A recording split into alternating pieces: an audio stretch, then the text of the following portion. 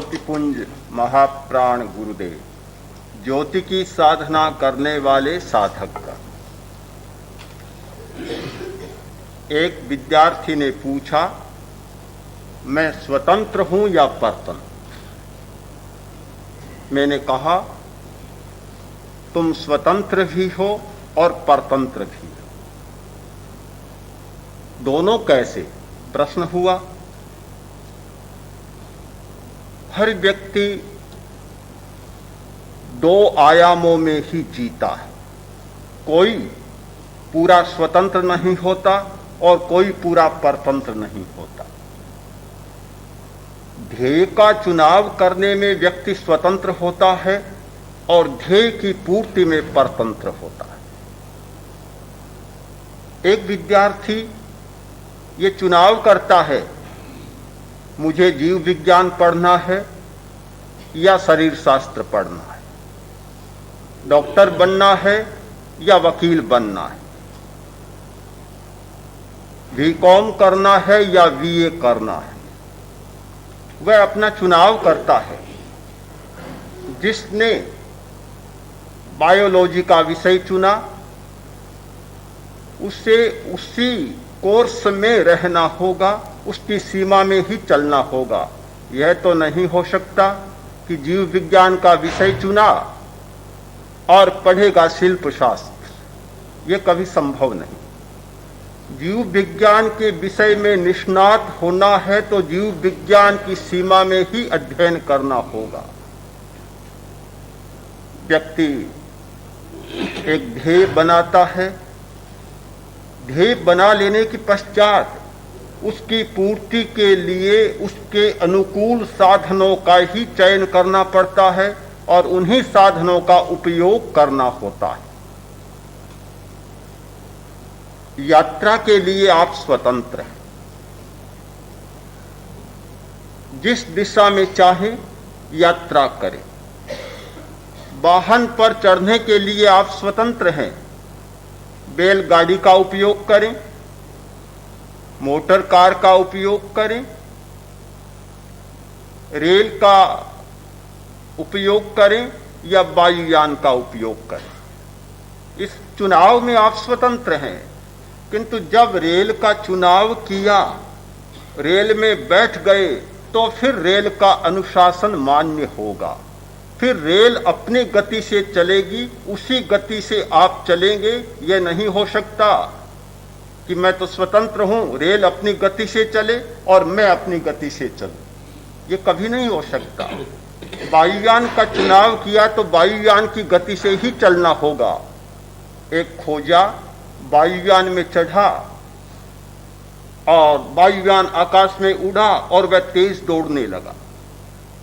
लोगों ने कहा, रे क्या करते हो, पागल हो, दौड़ते क्यों? कि तुम्हें पता नहीं, मुझे बहुत जरूरी काम है, जल्दी पहुंचना है। अब वायुयान में बैठ गया तो जल्दी कैसे पहुंचेगा? उसे वायुयान का अनुशासन मान्य करना ही होगा। वह उस अनुशासन में बंधा हुआ है, उस नियंत्रण में बंधा हुआ है। वायुयान पहुंचेगा तब वह पहुंचेगा। यह नहीं हो सकता कि वायुयान तो 2 घंटा बाद पहुंचे, वायुयान में बैठा हुआ व्यक्ति 2 घंटा पहले पहुंच जाए। यह कभी संभव नहीं हो सकता। तो जो ध्येय हमने बना लिया, हम उस ध्येय से बंध गए और फिर उस ध्येय की सीमा में ही हमारी सारी गतिविधियां और सारी प्रवृत्तियां चलेंगी। तभी हम ध्येय की सिद्धि तक पहुंच सकते हैं और सफल हो सकते हैं। अनुशासन और कुछ नहीं, ध्येय की पूर्ति का साधन मात्र है। अनुशासन 24 घंटों एक ही जैसा नहीं होता, अलग अलग प्रकार का होता है। जब गाय को खूंटे पर बांधना है तो उसे खूंटे पर बांधा जाएगा विश्राम के लिए, और जब गाय को जंगल में चरना है तो खुला छोड़ देना होगा। यह तो नहीं हो सकता कि गाय को जंगल में तो चरना है और खूंटे पर बंधी रहे। ये दोनों बातें कभी संभव नहीं। भिन्न भिन्न अवस्थाओं में अनुशासन का भिन्न भिन्न रूप बनता है। जिस प्रकार की प्रवृत्ति, जिस प्रकार की क्रिया हमें करनी होती है, उसी प्रकार के अनुशासन का वर्ण भी करना होता है। वैधानिक भाषा में अनुशासन का अर्थ होता है नियंत्रण, और अध्यात्म की भाषा में अनुशासन का अर्थ होता है संयम। अध्यात्म ने अनुशासन की दिशा में बहुत विकास किया और एक नई दिशा उद्घाटित की। वैधानिक जगत में अनुशासन मनवाया जाता है। विधान का जीवन जीने वाला व्यक्ति चाहे 100 वर्ष का जीवन जिए तो भी वह अनुशासन को मानता रहेगा, उसमें अपना अनुशासन पैदा नहीं होगा। अध्यात्म के क्षेत्र में एक नई क्रांति हुई।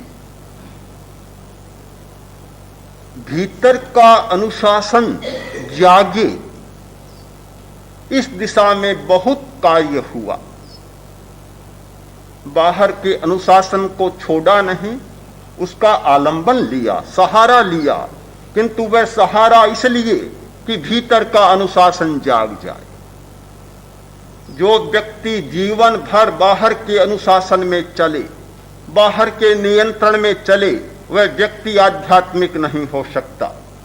आध्यात्मिक चेतना जब जागती है तो बाहर का नियंत्रण कम हो जाता है या समाप्त भी हो जाता है। भगवान महावीर ने अपने संघ की व्यवस्था की। उस व्यवस्था में अनेक भूमिकाओं का निर्माण किया। पहली भूमिका में विधान बनाया, विधान दिया, नियम बनाए, और साधना करते करते एक उस भूमिका का विधान किया कि जहां पहुंचने पर साधक कल्पातीत हो जाता, उसके लिए शास्त्र नहीं होता, उसके लिए कोई नियम नहीं होता, वह स्वयं नियम और स्वयं शास्त्र बन जाता है। यह अध्यात्म की दिशा में एक महत्वपूर्ण अनुसंधान हुआ मस्तिष्कीय नियंत्रण को बदलने के लिए। आज का वैज्ञानिक मस्तिष्कीय नियंत्रण की दिशा में बहुत काम कर रहा है। चेतना को बदलने के भारी प्रयोग आज हो रहे हैं। यह मान्य हो गया कि चेतना को बदला जा सकता है, आदतों को बदला जा सकता है, स्वभाव परिवर्तन किया जा सकता है। वैज्ञानिक मानते हैं हमारी मस्तिष्कीय चेतना का आधार है आरएनए, रिबो न्यूक्लिक एसिड। वह हमारी चेतना का आधार है। उस रसायन की मात्रा को घटा बढ़ाकर चेतना के विभिन्न स्तर पैदा किए जा सकते हैं। इलेक्ट्रोड के द्वारा विद्युत के प्रवाह को बदला जा सकता है और चेतना में परिवर्तन किया जा सकता है। चेतना के परिवर्तन की दिशा में आज वैज्ञानिक जगत में सैकड़ों वैज्ञानिक प्रयोग कर रहे हैं और बहुत आश्चर्यकारी परिणाम हमारे सामने आ रहे हैं। अध्यात्म ने भी बहुत बड़े प्रयोग किए थे चेतना परिवर्तन के लिए। आज विज्ञान जो कर रहा है उससे भी ज्यादा चमत्कारपूर्ण और आश्चर्यकारी परिवर्तन के प्रयोग किए थे। शरीर का अनुशासन, शारीरिक अनुशासन, प्राण पर अनुशासन, वाणी पर अनुशासन और मानसिक अनुशासन, इन सभी दिशाओं में इतनी खोजें की, इतने प्रयोग प्रस्तुत किए। आज बहुत कुछ चाबियां खो जाने के बाद भी सैकड़ों प्रयोग जीवित हैं। बहुत मूल्यवान आविष्कार आज भी उपलब्ध हैं। जयाचार्य ने कहा, प्रभो तन चंचलता मेटने पद्मासन आप विराजे। शरीर की चंचलता को छोड़कर और आप पद्मासन में विराजमान हैं। किस लिए? पद्मासन में बैठना क्यों जरूरी है? इसलिए शरीर को अनुशासित करना है। जो अध्यात्म शारीरिक अनुशासन को नहीं जगाता,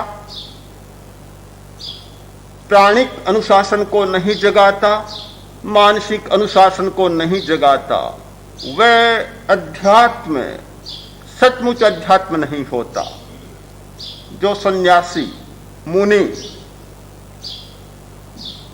सन्यास की धर्म में दीक्षित होने के पश्चात केवल अध्ययन और अध्यापन में ही रह जाते हैं, केवल बौद्धिक सीमा में ही रह जाते हैं, शारीरिक, मानसिक, वाचिक और प्राणिक अनुशासन की प्रक्रियाओं का प्रयोग नहीं करते, उन्हें बहुत जटिल समस्याओं का सामना करना पड़ता है। क्या ब्रह्मचर्य की कम समस्या है? क्या सत्य बोलना कम समस्या है? क्या अहिंसक रहना, मनसा वाचा कर्मणा, किसी के प्रति अनिष्ट का भाव न आना कम समस्या है? इन समस्याओं की महानदियों को कभी नहीं पार किया जा सकता जब तक कि यह शारीरिक, वाचिक, मानसिक और प्राणिक अनुशासन न जाग जाए। कभी संभव नहीं होता। बहुत कठिन बात है। आपने सुना होगा कि आर्य सुधर्मा का एक शिष्य आया, बोला, भंते मुझ पर कृपा करें और यहां से आप प्रस्थान करें राजगीर से। सुधर्मा ने पूछा, क्यों, ऐसी क्या घटना हुई? बोला, क्या करूं, जहां कहीं भी जाता हूं बड़ी मजाक होती है, बड़ा मखौल होती है। लोग कहते हैं यह कठियाहारा। कल तक तो लकड़ियों का भार सिर पर ढोता था और आज मुनि बन गया। अंगुलियां उठती है, व्यंग होता है। मैं तो परेशान हो गया। नया नया था, अभी अनुशासित हुआ नहीं था, भीतर का अनुशासन जागा नहीं था। आर्य सुधर्मा ने उसकी बात को स्वीकार किया और बिहार की तैयारी हो गई। अभय कुमार को पता चला, अकस्मात बिहार। पहले तो यहां आर्य सुधर्मा के रहने की स्थिति थी, अब अकस्मात कैसे बिहार हुआ? आया, पूछा, भगवान ऐसा क्या हुआ जो आप तत्काल जा रहे हैं? आर्य सुधर्मा ने सारी स्थिति बतलाई। अभय ने कहा, आप कृपा करें और देखें क्या होता है। बिहार की जरूरत नहीं है, आप मुझे थोड़ा समय दें। समय मिला, समय दिया गया। दूसरे ही दिन अभय कुमार ने 3 कोटि सिक्का, उस समय का जो मुद्रा, स्वर्ण मुद्रा 3 कोटि स्वर्ण मुद्रा बाजार के बीच में जाकर रख दी, स्वयं खड़ा हो गया। अब जब अभय कुमार खड़ा और 3 कोटि स्वर्ण मुद्राएं सामने पड़ी है, जो भी आता है पैर ठिठुर जाते हैं। धन दिखता है चमचमाता हुआ सामने, और फिर अभय कुमार खड़ा और राज्य घोषणा हो रही है कि जो व्यक्ति अभय कुमार की शर्त को पूरा करेगा उसे 3 कोटि मुद्राएं दी जाएगी। अब जब 3 कोटि स्वर्ण मुद्रा पाने की बात आए, फिर तो पैर आगे बढ़ ही नहीं सकते। हजारों की भीड़ हो गई।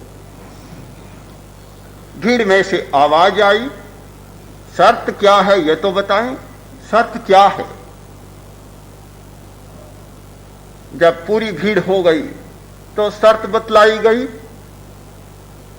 जो पूरा ब्रह्मचारी होगा, पूरा सत्यवादी होगा और पूरा अहिंसक होगा, उसे 3 कोटि स्वर्ण मुद्राएं दी जाएगी। भीड़ में से स्वर गूंजा, पूरा ब्रह्मचारी होगा तो फिर कोटि मुद्राएं क्यों चाहिए, किस लिए चाहिए? जब ब्रह्मचारी ही बन गया फिर क्या करेगा? जब भोग को छोड़ दिया तो फिर इस धन की जरूरत ही क्या है? धन चाहिए भोग के लिए, कामनाओं की पूर्ति के लिए, वासनाओं की पूर्ति के लिए, और वासना पूर्ति की शर्त ही समाप्त होती है तो फिर क्यों चाहिए? जो पूरा सत्यवादी होगा तो 3 करोड़ मुद्राओं को लेकर ही क्या करेगा? धन के साथ छलना चलेगी, प्रवंचना चलेगी, झूठ चलेगा। ये कभी नहीं हो सकता कि धन का तो ढेर लगाए और असत्य से बच जाए, छलना से बच जाए, प्रवंचना से बच जाए। ये दोनों बातें कभी संभव नहीं हो सकती।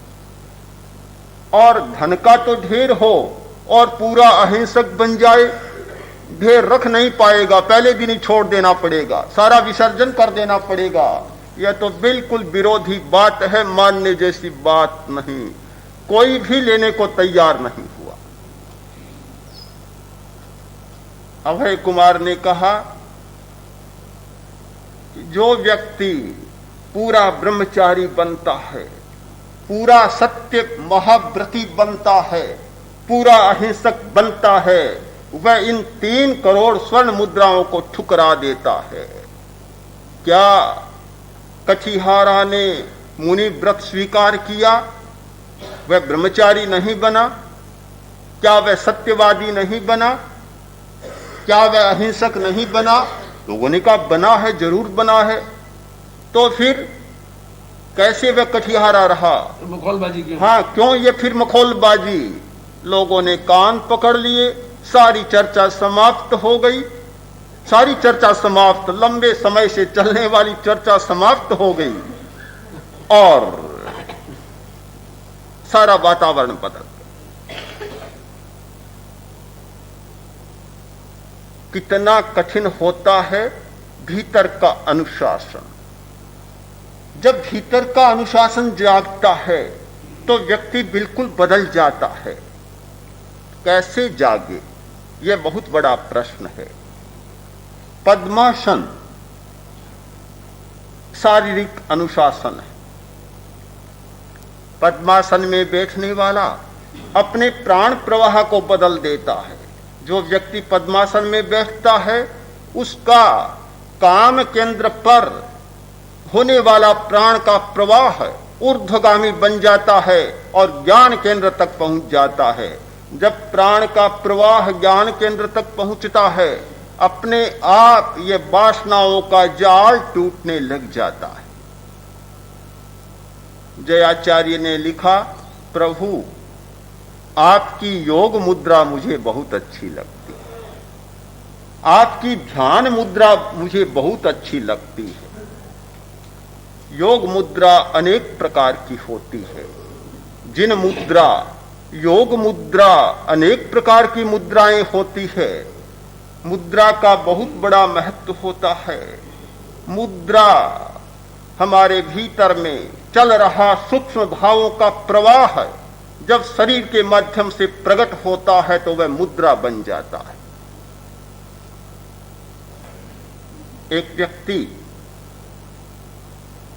अंगूठा, चारों अंगुलियां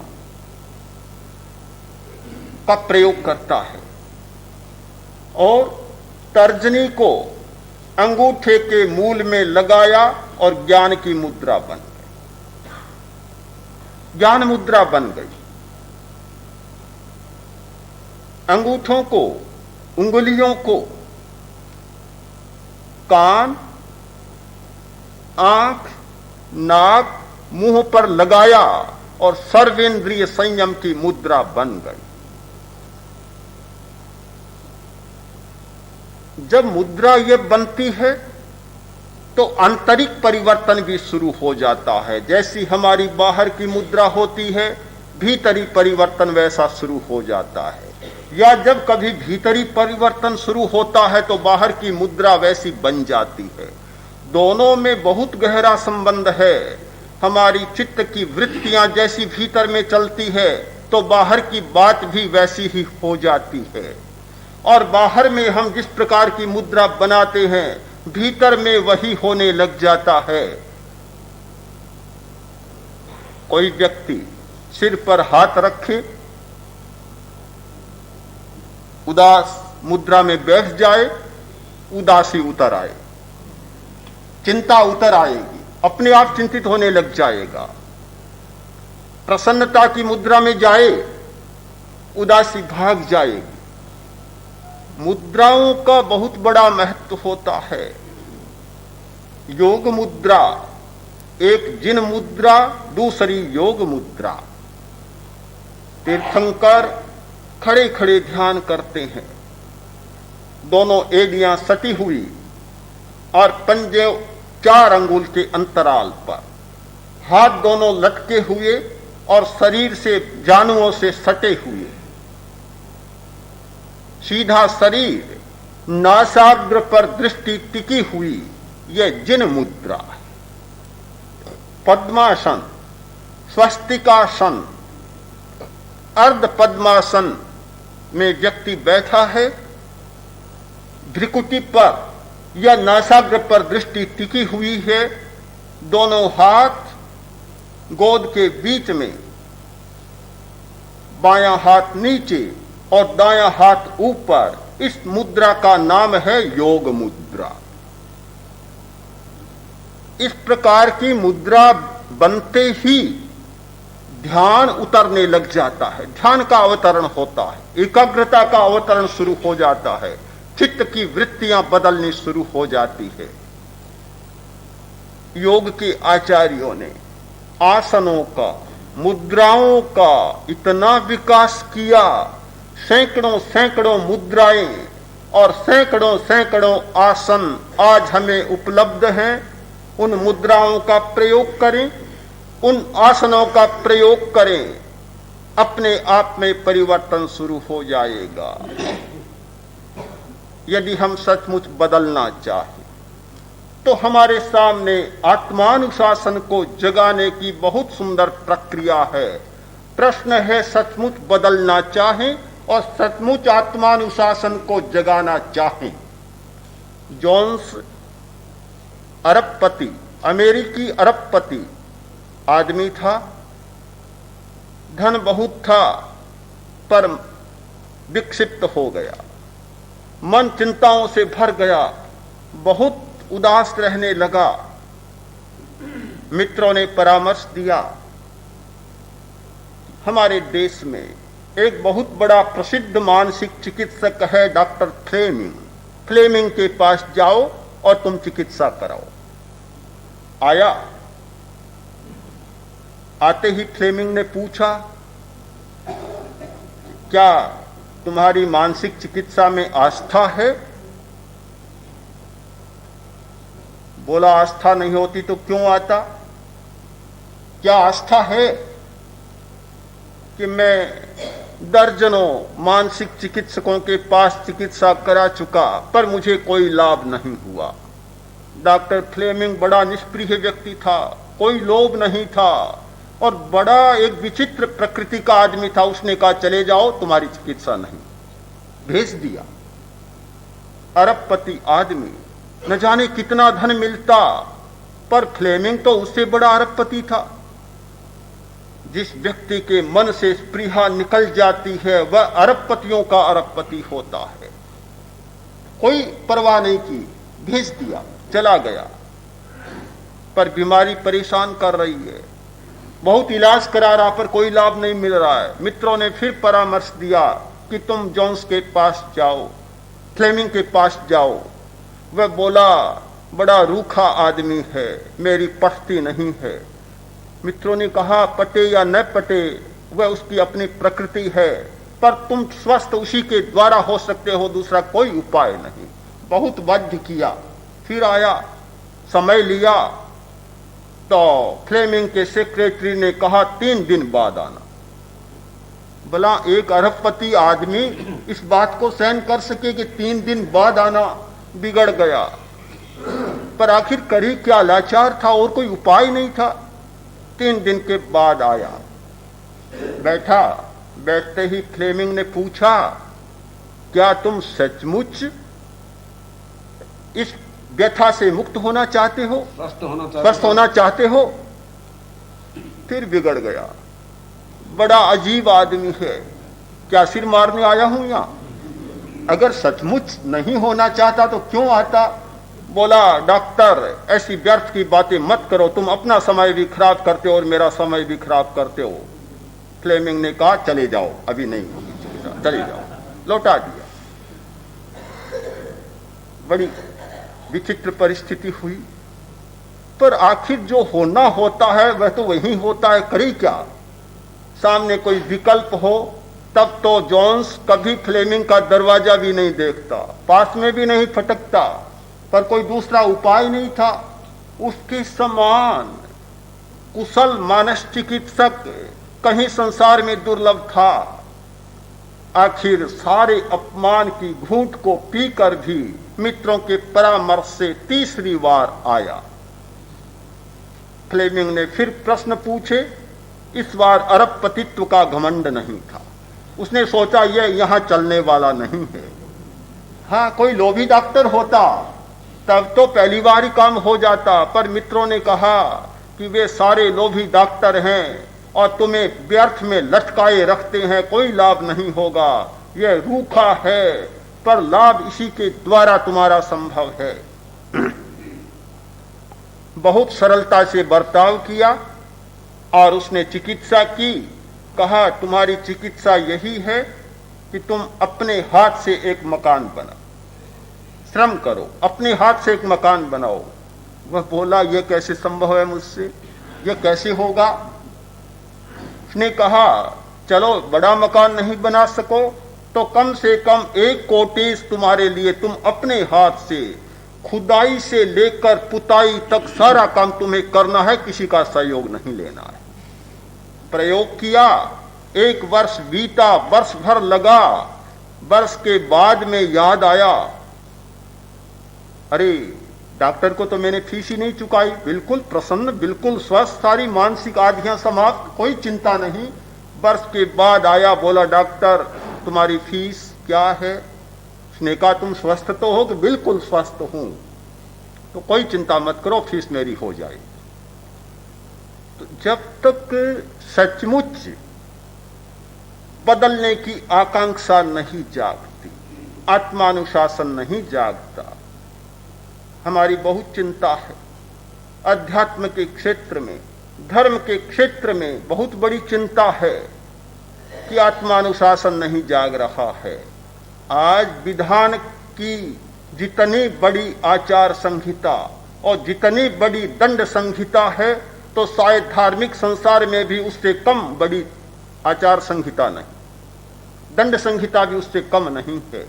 तो क्या धर्म का काम वही है जो एक राज्य सरकार का काम, सत्ता का काम और न्यायालय का काम है कि व्यक्ति गलतियां करता चला जाए और दंड संहिता का प्रयोग होता चला जाए? अगर यही है तो धर्म की कोई अतिरिक्त उपलब्धि मुझे नहीं लगती, धर्म का अतिरिक्त कोई काम नहीं लगता। धर्म के क्षेत्र में एक अतिरिक्त घटना घटित हुई थी। ऐसी संहिता अनुशासन की बनाई गई जिस संहिता से आत्मानुशासन की संहिता का विकास हुआ। शरीर को अनुशासित करने की संहिता, प्राण को, श्वास को अनुशासित करने की संहिता, वचन को अनुशासित करने की संहिता और मन को अनुशासित करने की संहिता। जयाचार्य ने लिखा है, प्रभु आपने तन, वचन और मन सबको बस में कर लिया, सबको अनुशासन में ले लिया। जिस व्यक्ति का शरीर अनुशासित हो जाता है, जिस व्यक्ति का प्राण अनुशासित हो जाता है, जिस व्यक्ति का वचन और मन अनुशासित हो जाता है, वही व्यक्ति सही अर्थ में आत्मानुशासित होता है। आत्मानुशासन कोई अमूर्त शब्द नहीं है। आत्मानुशासन की कोई व्याख्या न दे सके ऐसा वह कोई अव्याकृत और अव्याख्येय शब्द नहीं है। उसकी बहुत स्पष्ट व्याख्या है कि शरीर पर हमारा अनुशासन, वाणी पर हमारा अनुशासन और मन पर हमारा अनुशासन। एक व्यक्ति 1 घंटा एक आसन पर नहीं बैठ सकता, इसलिए कि शरीर पर अनुशासन नहीं है। महावीर ने कायक्लेश का प्रतिपादन किया। अर्थ गलत समझ लिया गया कि शरीर को कष्ट देना, ये बिल्कुल भ्रांति हुई है। कायक्लेश का मतलब शरीर को कष्ट देना नहीं, कायक्लेश का अर्थ है कि शरीर को अनुशासित कर लेना, साध लेना, इतना साध लेना कि फिर चाहे 10 दिन खड़ा रहना पड़े और 20 दिन एक आसन में बैठना पड़े। महावीर ने स्वयं 16 दिन रात तक एक आसन में खड़े खड़े ध्यान किया था, क्योंकि शरीर पर अनुशासन हो गया। शरीर पर अनुशासन करने के सूत्र उनके हाथ लग गए थे। ऐसा हो गया, अन्यथा संभव नहीं कि कोई व्यक्ति 16 दिन खड़ा रह सके। भगवान ऋषभ ने 1 वर्ष तक खड़े खड़े कायोत्सर्ग किया, क्या यह संभव है? बाहुबली ने कितने लंबे समय तक कायोत्सर्ग किया। कहा जाता है कि बल्लियां उग गई, लताएं शरीर पर चढ़ गई और घिर गए वनस्पति जगत से। क्या यह संभव है? जब तक शरीर पर अनुशासन का सूत्र हाथ में नहीं लगता, यह संभव नहीं होता। कायक्लेश सिद्ध नहीं होता। हाँ, कायक्लेश जब सिद्ध नहीं होता, अर्थ भी बहुत बदल जाते हैं। काल की लंबी अवधि में शब्दों के अर्थ बदल जाते हैं, तात्पर्य तो बिल्कुल ही बदल जाते हैं। शरीर को कष्ट देना, आज ये हो गया कि जैन धर्म तो कष्ट देने वाला धर्म है। शरीर को सताओ, शरीर को तपाओ, शरीर को कष्ट दो, कितना गलत अर्थ कर लिया गया। ये थी सारी शारीरिक अनुशासन की प्रक्रिया। कायक्लेश शरीर के अनुशासन की प्रक्रिया है। प्रतिसंलीनता ये इंद्रिय के अनुशासन की प्रक्रिया है। ध्यान ये मानसिक अनुशासन की प्रक्रिया है। और विनय ये अहंकार की ग्रंथि के तोड़ने की प्रक्रिया है। इन सारी प्रक्रियाओं की जब विस्मृति हो गई तो इनके सारे अर्थ बदल गए, बिल्कुल अर्थ बदल गए। आज एक फिर से समूचे संसार में नया स्वर उठ रहा है, और इसलिए उठ रहा है कि बाहरी नियंत्रणों के द्वारा मनुष्य की चेतना विकसित नहीं हुई, अति चेतना का जागरण नहीं हुआ। आज हर प्राणी, समझदार मनुष्य अनुभव करता है कि जब तक अति चेतना का जागरण नहीं होगा, सुपर ह्यूमन का विकास नहीं होगा, तब तक इन समस्याओं से, इन द्वंद्वों से, इन संघर्षों से निपटा नहीं जा सकता। लंबी अवधि से प्रयोग चल रहे हैं अति चेतना के जागरण के। अरविंद ने प्रयत्न किया कि समूचे संसार में अति चेतना का जागरण होगा। और भी अनेक योगियों ने प्रयोग किया, और आज वह प्रयोग विज्ञान के क्षेत्र में अब उतर गया। वैज्ञानिक बहुत सफल हो रहे हैं विचारों को बदलने में। एक आदमी का आज एक प्रकार का विचार है, विद्युत का मस्तिष्कीय कणों पर कितनी मात्रा में विद्युत का किस परत पर कितना स्पर्श किया जाए, यह सूत्र हाथ में लग गया। स्मृति को आज एक वैज्ञानिक जगा सकता है, अतीत की स्मृति को। 50 वर्ष पहले जो घटना घटित हुई, इलेक्ट्रोड लगाया, विद्युत को प्रवाहित किया, और आपको ऐसा लगेगा कि वह घटना अभी मेरे सामने घटित हो रही। एक प्रकार का विचार, इलेक्ट्रोड लगाया, विचार बिल्कुल बदल गया। दूसरे प्रकार का चिंतन शुरू हो गया। आज तक जो आदमी जिस प्रकार से सोचता था, अब वह वैसे नहीं सोचेगा, उसका सोचने का सारा ढंग ही बदल गया।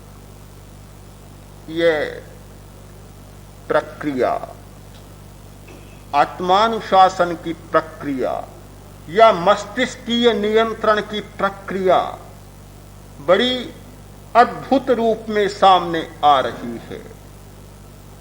निश्चित माने कि बाहरी नियमों का काम होता है व्यक्ति को सावधान कर देना, किंतु हमारी कठिनाई है कि जब चेतना नहीं बदलती, एक बार सावधानी हुई और थोड़ी देर बाद उसकी विस्मृति भी हो जाती है, क्योंकि मूल भीतर में तो बदला नहीं, केवल बाहरी जागरूकता आई और दूसरी स्थिति बनी, जागरूकता समाप्त हो गई, व्यक्ति वैसा का वैसा व्यवहार और वैसा का वैसा आचरण करने लगा, कोई परिवर्तन नहीं आता। पति ने पत्नी को बहुत समझाया कि तुम ये गहनों का मोह छोड़ो। स्त्रियों में गहनों का बहुत मोह होता है और स्त्रियों की पहचान हो जाती है गहनों के कारण, पता लग जाता है कि स्त्री है या पुरुष। एक स्त्री वेश बदलकर पुरुष का वेश बनाकर और जा रही थी।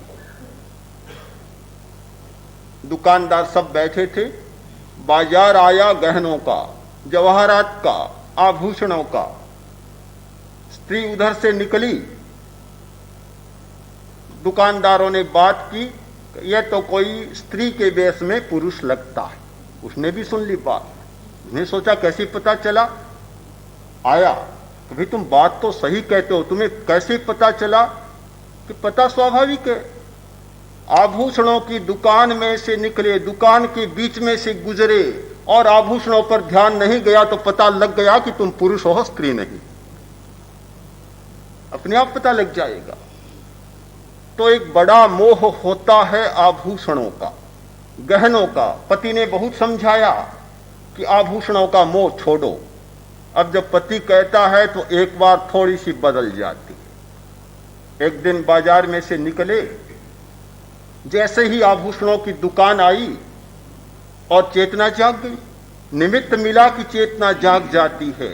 कानून में यह होता है कि निमित्त नहीं होता है तब तक तो चेतना बदली बदली सी लगती है, और जैसे ही परिस्थिति आई, निमित्त आया और फिर वही बात जाग जाती है। गहनों की दुकान आई और चेतना जाग गई, बोली कि गले में खराश हो गई, कोई उपाय करो। पति ने कहा चलो डॉक्टर के पास, दवा दिला देता हूं। कि दवा में खर्च क्यों करें, दवा दिलाओगे तो भी खर्चा तो लगेगा, इससे अच्छा है गले का हार ही दिला दो, खराश अपने आप मिट जाएगी।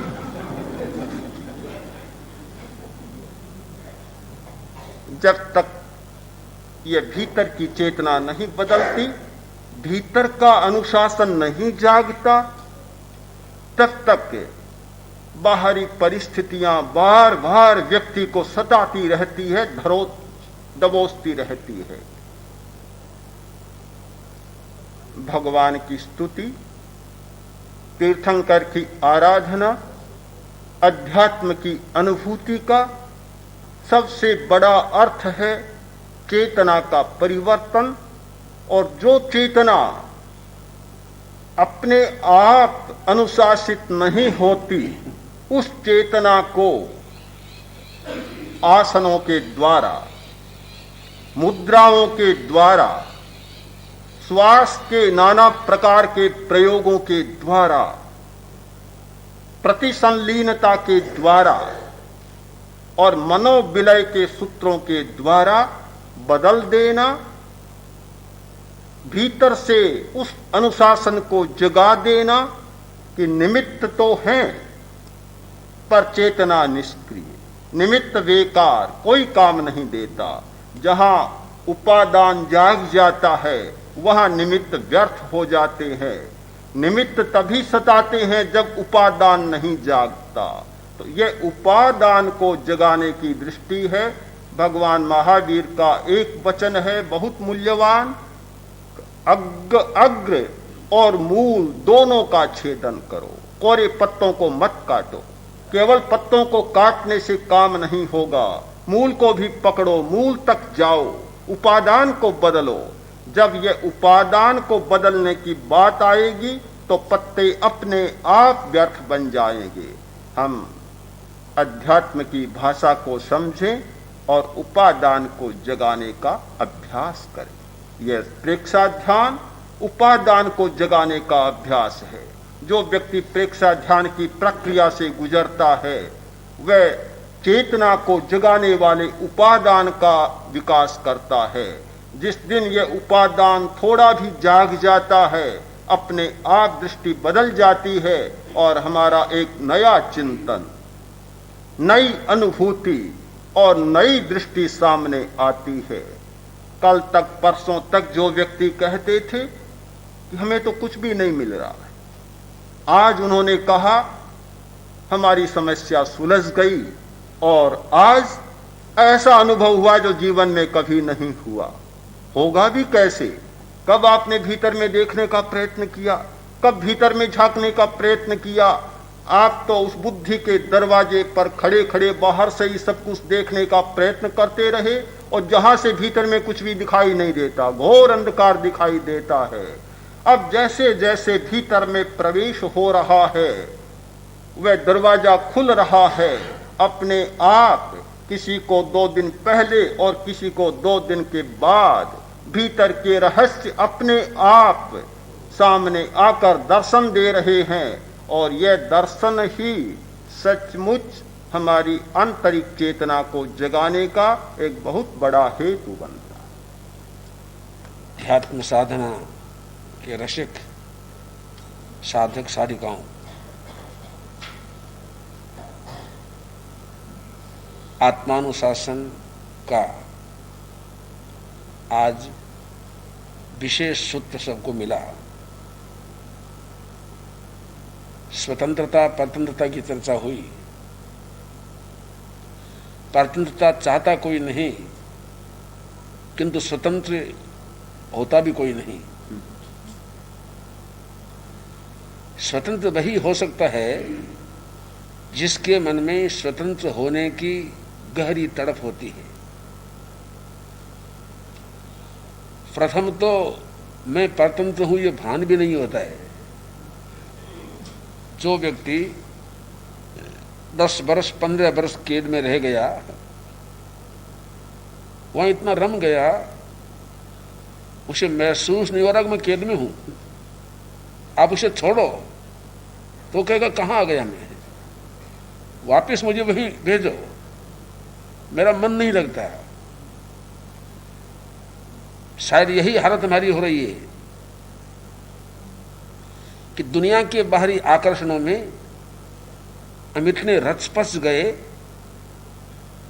एक बार प्रज्ञा प्रदीप का ये प्रवास रुचता नहीं, अच्छा नहीं लगता, बड़ी परेशानी पैदा कर देता। कहां आ गया, किस कैद में आ गया। तो स्वतंत्र होना तो बहुत दूर है, स्वतंत्रता के प्रति अभिरुचि पैदा करना बड़ी बात है। पर मुझे लगता है एक बार जाने अनजाने, चाहे अनचाहे, इस कैद में आ जाता है, प्रज्ञा प्रदीप के घेरे में, अंदर तो नहीं किंतु उस बाहर के प्रवेश द्वार में भी आ जाता है, उसका मन भी बड़ा शांत और आकृष्ट हो जाता है। मैं जो ही उस प्रवेश द्वार में घुसा, मैंने कहा महाप्रज्ञ स्थान कैसा है, यह आते ही आदमी का मन बदल जाता है। तो ये मन बदलना, ये भी एक अभिरुचि को जगाने का निमित्त है, कारण है। और मुझे लगता है कि ये छोटे से दायरे में हम बैठ के जो बातें कर रहे हैं, ये बातें आज करोड़ों करोड़ों मनुष्यों को सुनाने की जरूरत है। कितने दुखी लोग हैं, कितने अशांत हैं, कितने ग्लान हैं, कितने ब्लान हैं। उन लोगों पर हमें मन में बड़ी करुणा आती है। कितने भ्रांत हैं, कितने उद्भ्रांत हैं। उन लोगों को एक बार प्रज्ञा प्रदीप का ये दृश्य, बाहरी दृश्य नहीं, आंतरिक दृश्य जो सुनाया जाता है, सिखाया जाता है, पढ़ाया जाता है, बताया जाता है, एक बार भी उनका ये आस्वाद करा दिया जाए तो शायद उनका सौभाग्य जाग जाए। अनुशासन क्या है? अनुशासन प्रशिक्षण है। प्रशिक्षण का नाम अनुशासन है। जब सुधर्मा ने अपना प्रवचन शुरू किया तो उन्होंने कहा कि मैं आपको अनुशासन सुना रहा हूं, अनुशासन कर रहा हूं, आपका अनुशासन कर रहा हूं, अर्थात आपको प्रशिक्षण दे रहा हूं।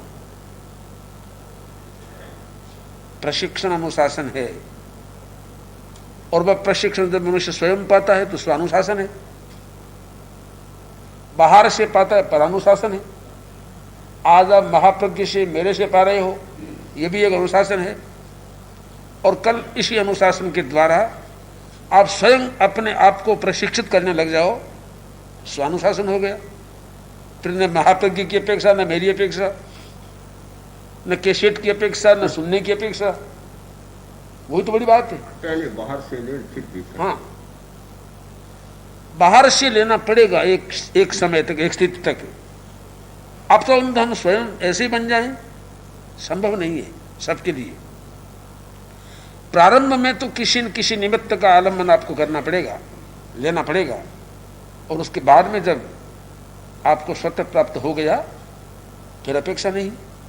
हमारे यहाँ गुरु की अत्यंत अपेक्षा मानी गई है। वो इसीलिए है कि जब तक मनुष्य स्वयं की चेतना को जगा नहीं पाता तब तक किसी बाहर के गुरु से चेतना को जगाने का रास्ता पाना पड़ेगा। जग गई चेतना, फिर निश्चय में अपनी आत्मा ही गुरु है, कोई दूसरे गुरु की अपेक्षा नहीं है।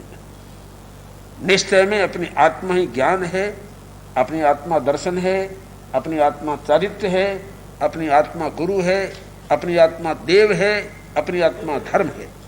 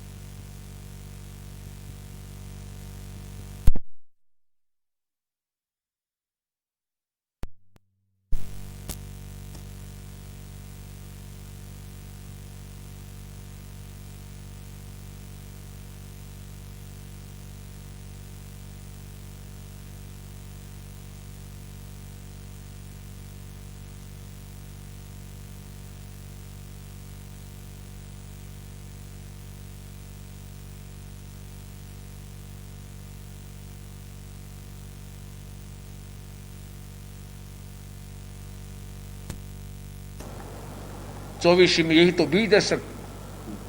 जयाचार्य के 24 में ये बीज मंत्र दिए गए, और आज जो बीज मंत्र बताया गया वह श्रेयांश प्रभु का स्तवन है। श्रेयांश प्रभु 24 में एक नाम है श्रेयांश।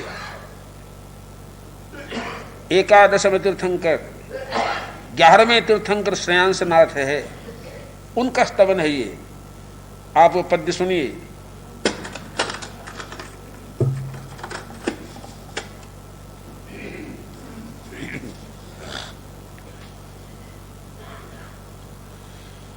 श्रेयांश जिनेश्वरु प्रणमु नित बेकर जोड़। श्रेयांश जिनेश्वरु प्रणमु नित्य बेकर जोड़ी रे। तन चंचलता मेटने पद्मासन आप विराज। तन चंचलता मेटने पद्मासन आप विराज। उत्कृष्ट ध्यान तणों कियो आलंबन श्री जिन राज। आलंबन श्री जिन राज श्रेयांस जीनेश्वर प्रणमु नित्य दे कर। एक पद्य में समूचा भाव आ गया है। तन को साधने के लिए आप पद्मासन में विराजते हो, मन को साधने के लिए ध्यान का आलम्बन आप लेते हो, और इसीलिए श्रेयांस प्रभु मैं आपको वंदना करता हूं, क्योंकि ये दो विधियां आपसे हमको प्राप्त होती है। जो विधियां जहां से प्राप्त हो गुरु है, हम आपको गुरु मानते हैं, देव मानते हैं, आपको प्रणाम करते हैं, वंदना करते हैं। ये पद्म श्रेयांस प्रभु की जो विधि थी वो विधि आज के प्रवचन में हमने बतलाई। पद्मासन हुआ, ध्यान उतर आया था, दोनों उत्कृष्ट ध्यान तन आलम्बन। पद्मासन ध्यान का भी निमित्त है, और ध्यान उत्कृष्ट आ गया तो फिर मन अपने आप अनुशासित हो गया, वहां पर स्थिति वहां बनी है। इस तरह से हम योग मुद्दा की जो बात कही गई वह है नमीनाथ प्रभु का स्तवन। नमी नमी कौन से है? 21वें तीर्थंकर,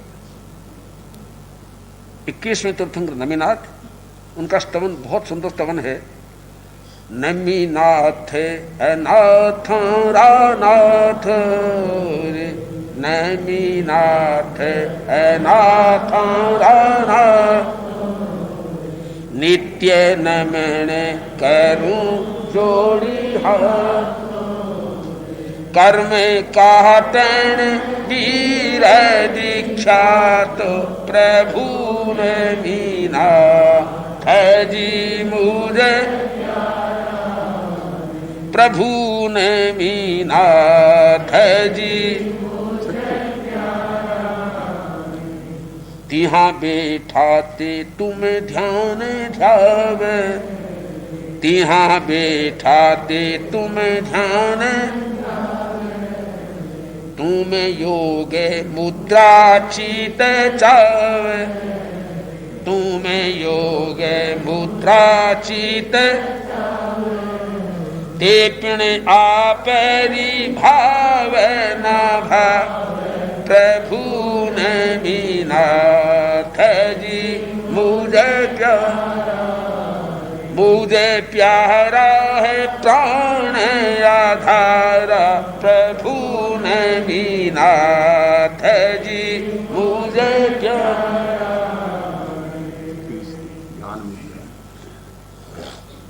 ध्यान मुद्दा, ये तो योग मुद्दा की बात है, ध्यान मुद्दा की बात है। वह 12वें तीर्थंकर वासुपूज्य, उनकी स्तवना में यह बात आई है।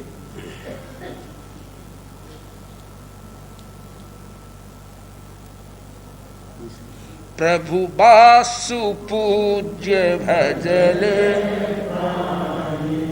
प्रभु वासुपूज्य, लाल बरण तनु छिप जानी, प्रभु वासुपूज्य अंजन मंजन स्यों अलगा, बलि पुष्प मिले पन नहीं, कर्म काट्या ध्यान मुद्रा ठानी, प्रभु वासुपूज्य, कर्म काट्या ध्यान मुद्रा ठानी, प्रभु वासुपूज्य, प्रभु वासुपूज्य।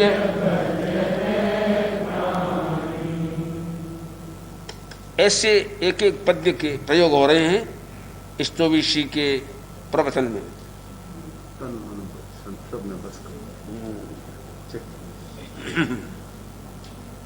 वही वापिस आती है, संभव साहिब समरिय, संभव साहिब समरिय,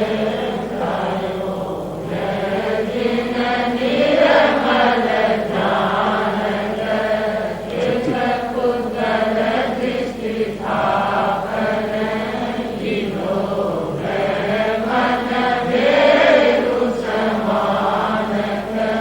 संभव साहिब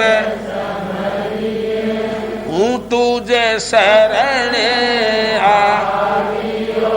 कर्म विदारण तू प्रभु वीर के तन मन बच बस दुख करणी करण महाधीर के संभव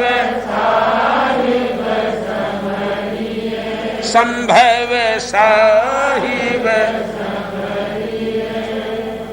तन मन वचन तीनों को बस में कर दिया, काबू में कर दिया। तो ये सब बीज ऐसे बीज है जिन बीजों को प्राप्त करके हम भी अपने हृदय स्थली में वृक्षों को उगा सकते हैं, पौधों को उगा सकते हैं और अध्यात्म के क्षेत्र में अत्यंत प्रगति कर सकते हैं। अरहंते शरणं प्रवज्जामि सिद्धे शरणं साहु केवलिपन्नतं अरहंते शरणं प्रवज्जामि सिद्धे शरणं प्रवज्जामि साहु शरणं प्रवज्जामि केवलिपन्नतं अरहंते शरणं प्रवज्जामि सिद्धे शरणं प्रवज्जामि साहु शरणं केवलिपन्नतं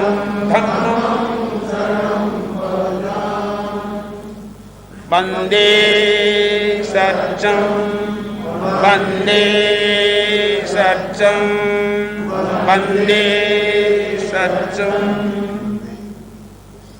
देव के महाप्रज्ञ के चारित्रात्माओं के सविनय वंदन।